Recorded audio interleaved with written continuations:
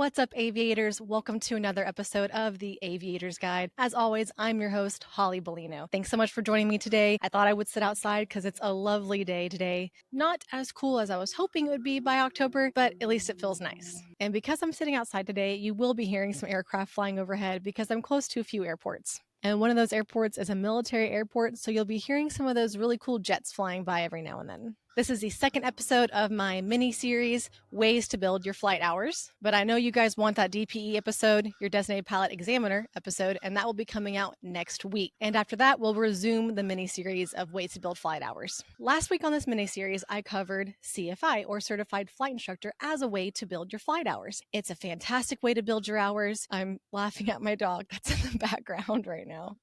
That's Philo, by the way, guys. So as I was saying, being a CFI is a fantastic way to build your flight hours. You'll really hone your skills as a pilot, and I thoroughly enjoyed it, and I know it made me a better pilot. It's also very rewarding, but again, it's not for everybody. That's why I made this mini-series, so you can find the ways that you would like to build your flight hours. And one thing I want you to start thinking about during this mini-series is not just about time, but good quality time. Being a CFI is good quality time. So let's see if either of these two options I'm going to discuss today seem right for you.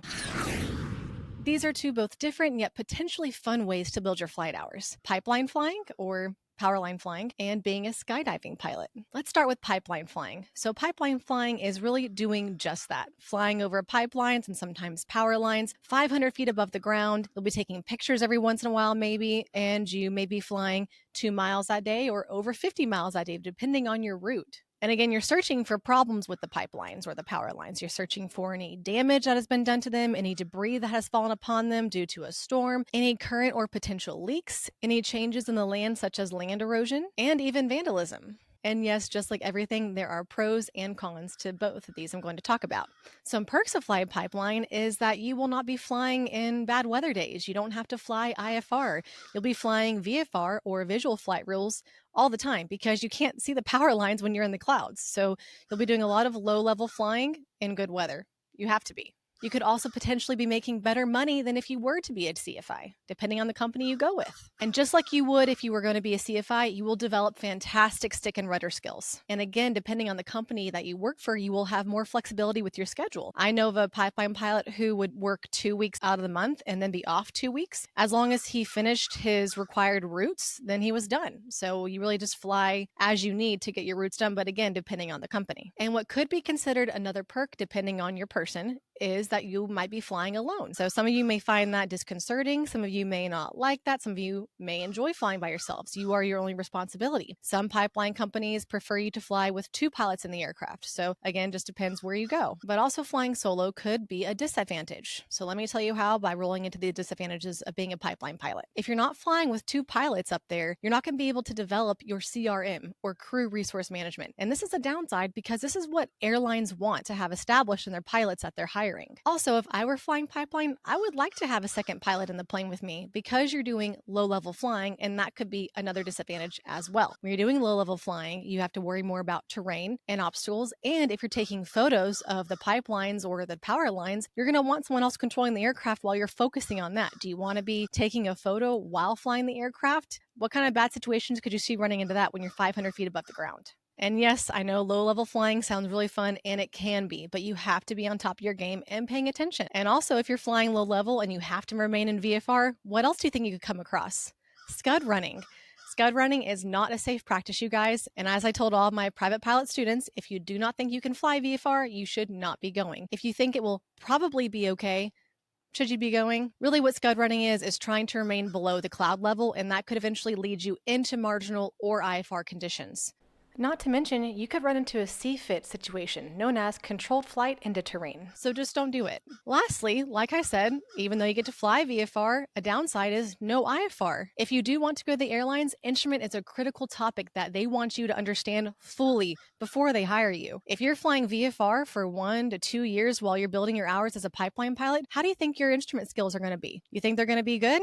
You think they'll be non-existent? It's possible. If you're not utilizing your skills in that area, they're not going to be there. So if you decide you want to go pipeline, you have to be studying instrument on the side, or you're going to have to cram really hard before that airlines interview, which doesn't really sound particularly fun. I know that the airlines want you to have this instrument proficiency because back when I was in flight school, I actually spoke with an Envoy recruiter, and he specifically told me they want you to have your instrument skills honed. So that would probably be the biggest disadvantage to flying pipeline. So if you're looking to go to the airlines, pipeline flying may not be the best way to do it. However, if you're looking to be an ag pilot, doing crop dusting, or maybe even firefighting, it might be a good route for you. The second one I'm going to talk about today is being a skydiving pilot. Cool, right?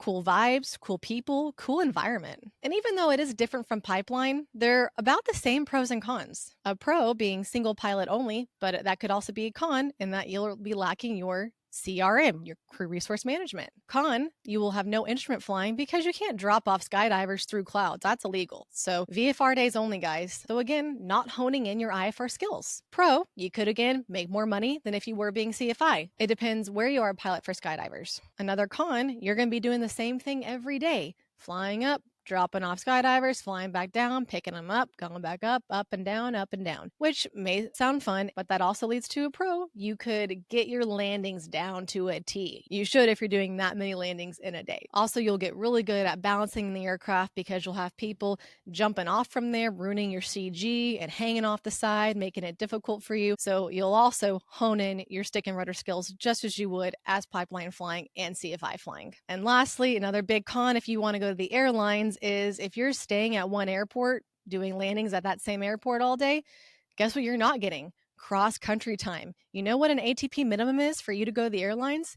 You have to have 500 hours of cross-country time. So think about that if you only want to be a skydiving pilot to build your hours. So really weigh your options here, guys. Think what's best for you. What are your future goals? What would be best for you to learn to get to your next goal? And maybe you can do a little bit of both of these things. Maybe you don't want to be a CFI at all. So you do a little bit of skydive piloting over here, and then you do a little bit of pipeline flying over here. It just depends. You can mix and match. You don't have to do one way to build your flight hours. In fact, it may be better to not just choose one way to build your flight hours and make yourself a more diverse pilot. Either way, both of these options will make you money and get you your hours. Do you think either of these options would fit your goals? Let me know what you think.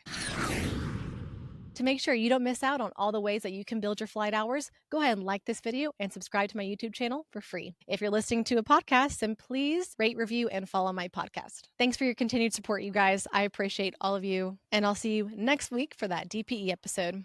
See you later, aviators.